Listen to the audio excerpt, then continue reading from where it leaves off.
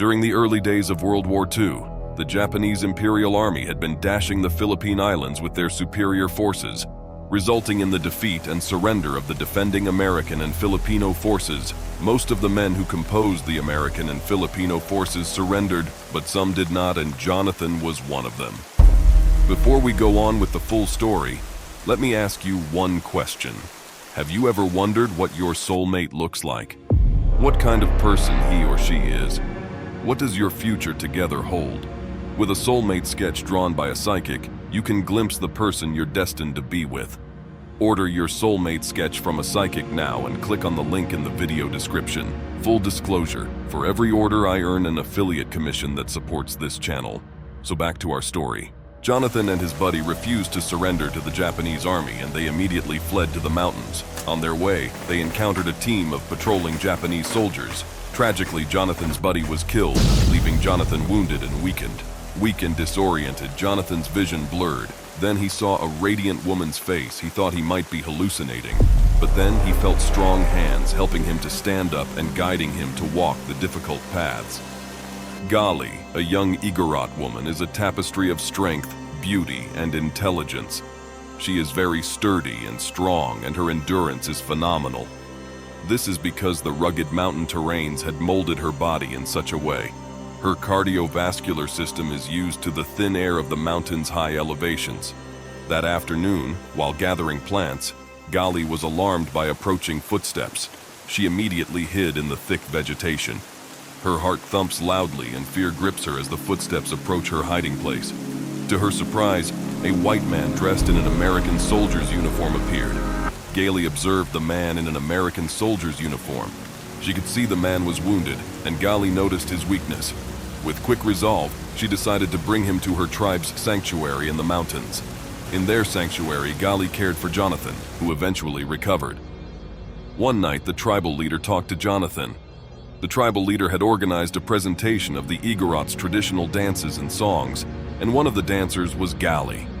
Jonathan was mesmerized by the gracefulness of Gali's movements, and her beauty shone with each graceful move that Jonathan could not take his eyes off her. As the night wore on, the tribal leader unfolded his plans to enlist Jonathan's help in training his people to fight against the Japanese. That night, Jonathan pondered deeply on the proposal of the Igorot tribal leader. To the delight of the Igorot's tribal leader, Jonathan committed himself to help the following morning. The succeeding days had been hectic for Jonathan. But Jonathan knows he needs the armaments to transform the Igorots into an effective modern fighting force. Through the resourcefulness of the Igorots and their extensive networks in the lowlands, Jonathan was able to establish contacts with the guerrilla spies in the lowlands. Through them, Jonathan established contacts with the Americans in Australia. Airdrops of small armaments started to trickle in, and eventually the Igorots were armed and ready for combat duty. Gali also was very much a part of these endeavors. She organizes her corps of medics. With the help of Jonathan and the Igorot's ancient wisdom on the use of natural herbs, they were able to sort out how to deal with any battle injuries or sickness using any resources available at hand. Countless guerrilla operations had passed, and the time had come for the guerrillas to prepare for MacArthur's return to the Philippines. The different guerrilla fronts were directed to organize their acts together and perform sabotage operations in preparation for the liberation of the Philippines. Everybody was in high spirits, but one day in one of the guerrilla operations, Gali was missing. From guerrilla informants, Jonathan came to know that the Japanese got Gali and she was detained in one of the POW camps in the lowlands. Jonathan was devastated. Jonathan knew that the Japanese were not very kind when it came to the native Igorots. They treated them inhumanely because the Igorots resisted them tenaciously. The thought that Gali could be executed also bothered Jonathan so much. The Japanese were facing defeat and were now desperate. Information was leaked to Jonathan through one of his guerrilla connections that the Filipino guerrillas planned to stage a rescue operation to liberate the prisoners in camp as soon as possible to preempt the Japanese from massacring the prisoners before the liberation of the Philippine Islands. The information validated Jonathan's fear. Time is running out, and Jonathan must act quickly to save Gali. Jonathan immediately made contact with the Filipino guerrillas in the lowlands, and Jonathan, together with his Igorot warriors, would be given an important role in the planned rescue operation. The plan was executed well, and after the chaos of the battle and the prisoners were retrieved, Jonathan looked for Gali from among them. To his sadness, Gali was not one of them.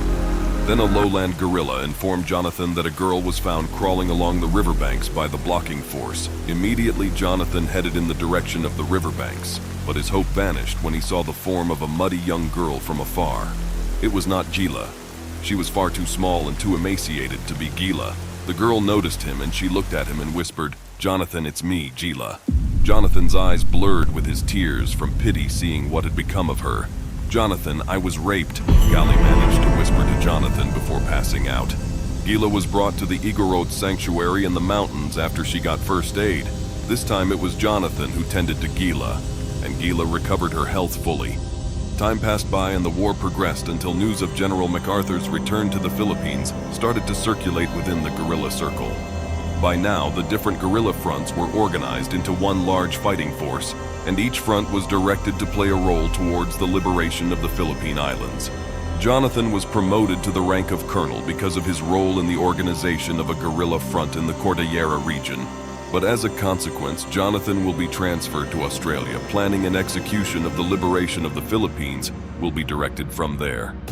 The night before Jonathan's departure, Jonathan and Gali talked the night away, filled with Gali's tears. Gali will have to come to terms with the fact that they will be separated. "This will be temporary. I will come back for you when all this is over," Jonathan told Gali. "I'm counting on your promise. I will wait for you, Jonathan," Gali replied. Jonathan was spirited away to Australia through the U.S. military's vast resources. Thus, Jonathan and Gali were separated from each other.